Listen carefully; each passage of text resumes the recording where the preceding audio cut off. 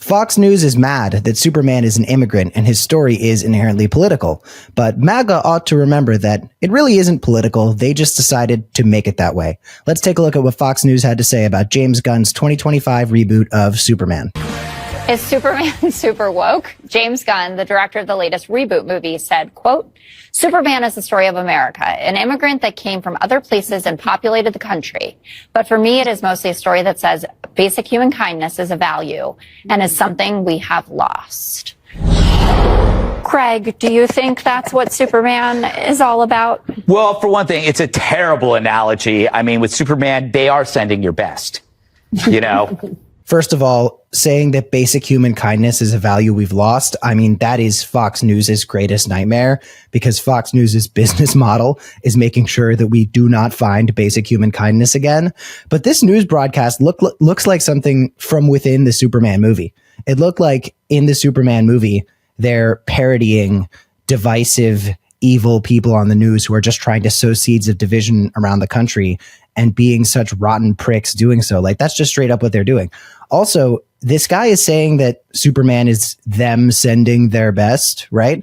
There are currently firefighters from Mexico who have crossed the border into Texas to support rescue efforts for the people who have been affected by the devastating floods that, by the way, could have been prevented more effectively if not for the Trump administration. But that's another conversation.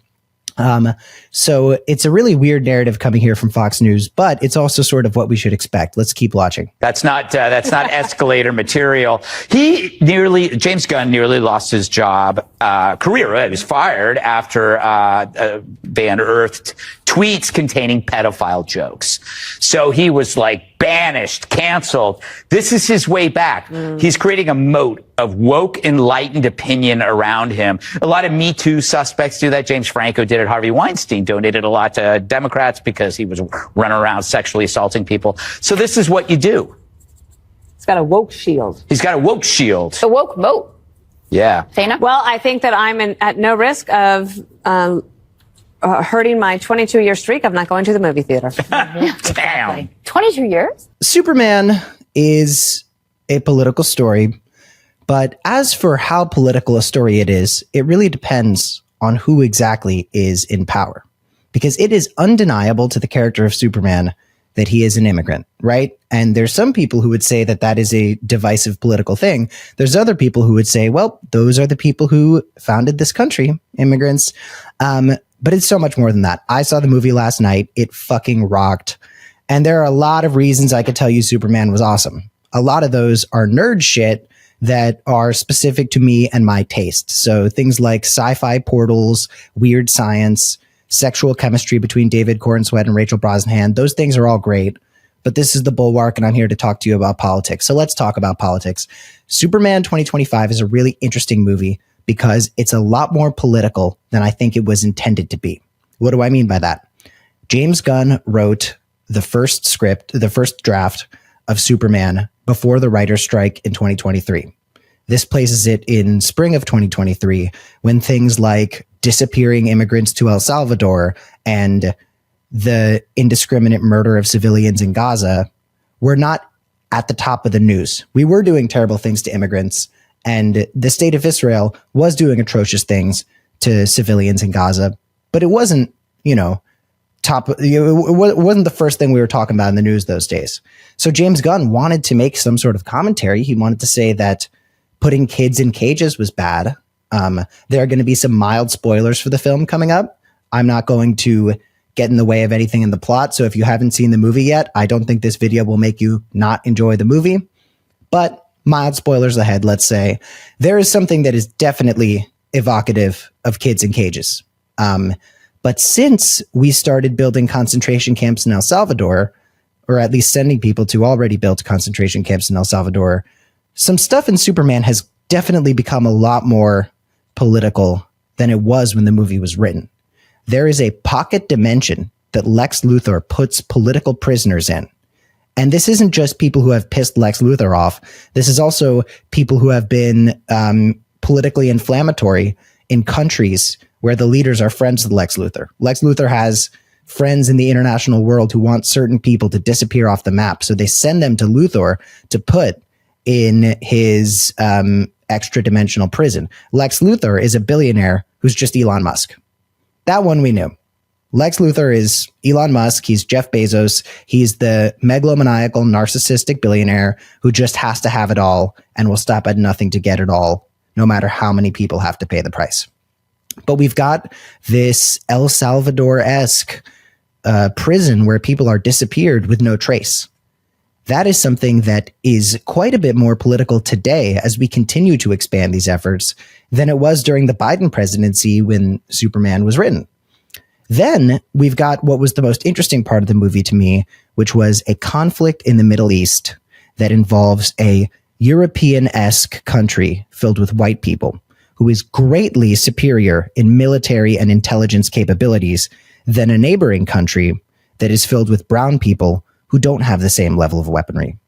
The country of white people are obsessed with invading and annexing and controlling the brown people country. And the white people country is getting billions and billions of dollars in arms sold to them by some interested in division powers in the West. In the Superman movie, the European coded white military country is getting a lot of weapons from a specific character in the Superman world who doesn't want peace. He doesn't care about this country's ability to defend itself. He wants there to be a conflict between those two countries so he can use that struggle to seize power and to seize control. When the movie starts, I was thinking, okay, the white European coded military country is either going to get less explicitly evil or more distinctly different from the state of Israel. That's got to happen. I mean, there's no way in Hollywood this commentary would be allowed to see the light of day. Captain America 4 is a movie where the main character is the president of the United States and he turns into a giant red Hulk monster at the end, Harrison Ford. And you don't even know what his political party is. Like, 4-quadrant superhero movies are so afraid of having any sort of political commentary other than violence is kind of bad, I guess, unless it's the US military doing it, in which case it's totally fine.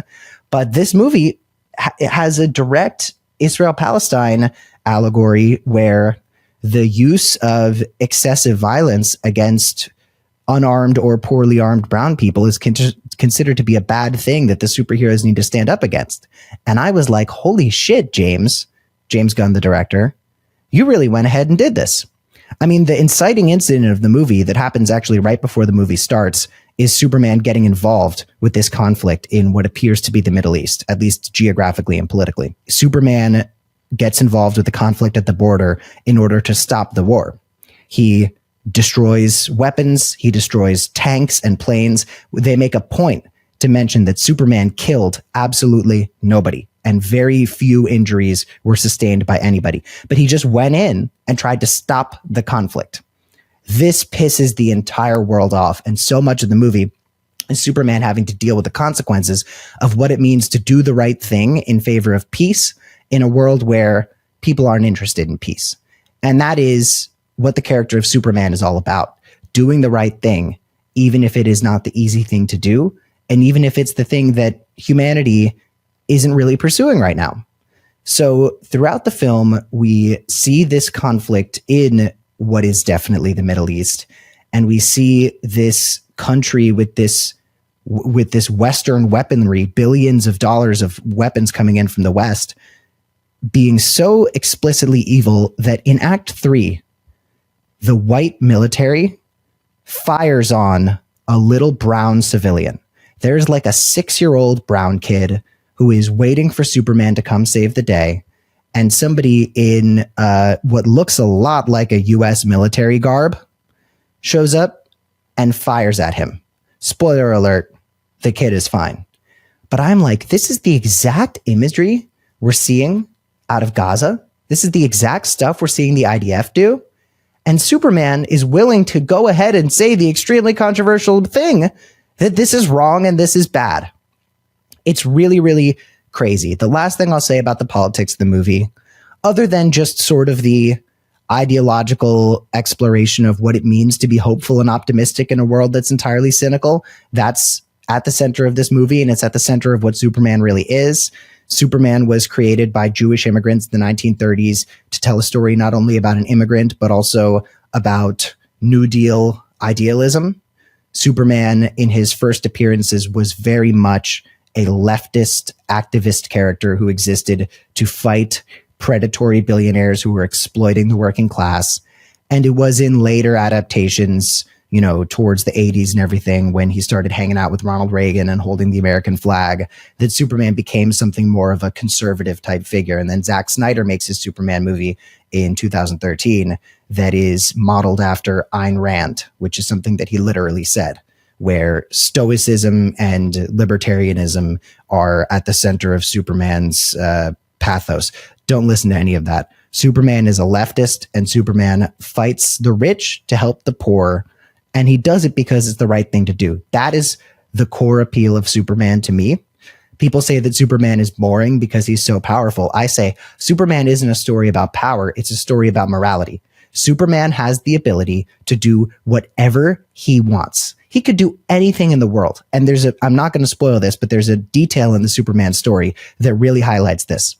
Superman makes the choice to do the right thing, not because it's easy, not because it's fun, but because it's the right thing to do, and he likes doing the right thing. And that's why he's such a breath of fresh air. He's a good guy who likes being a good guy. He doesn't feel burdened by what he has to do. He feels honored to have the privilege to be able to help people. Last thing I'll say is there's also a masked agent who uses excessive force to just rip this illegal immigrant, Superman, out of the street, throw him into the ground, cuff him up, and send him to this disappearing prison. Seeing this villainous character, you see him in the trailers, his name is Ultraman. The way that he's masked up and the way that he physically handles the people who he's fighting, it was so much like Ice. And it's really prescient writing from James Gunn, because this movie was written during the Biden administration when we were still going hard on immigrants, going too hard on immigrants, being unfair to immigrants, but we weren't sending masked jackboot thugs to send them to concentration camps. All of this is to say Superman is an excellent comic book movie, and it is fearless. It is unafraid of being a comic book. It is unafraid of being a story about goodness and hope. And it is unafraid of the fact that it's political. But this is what you need to understand about Superman. If you look into the politics of the story, it shouldn't be political. It's the right that has forced these things to be political. An immigrant making the world a better place because those are his moral values, that's not political. The right made it political. Countries in the Middle East firing on innocent children and that being wrong and something that needs to be stopped, that's not political. It's just something that in the United States we have decided is political and divisive. So yes, Superman is a very political movie. Superman has always been a political character, but it's always been about stuff that don't need to be about politics. You know, standing up against the rich who are exploiting the poor and helping the poor, being a champion of the working class. That's not about policy. That's not about, you know, which political party is right and which political party is wrong. That's just something that our capitalist society has turned into a political argument. Go watch Superman in theaters. It's a great superhero film. It's a great political film. And Superman and Lois Lane are really, really hot. And you could tell on screen that their chemistry is very good when they make out. With The Bulwark, I'm Cameron Kasky.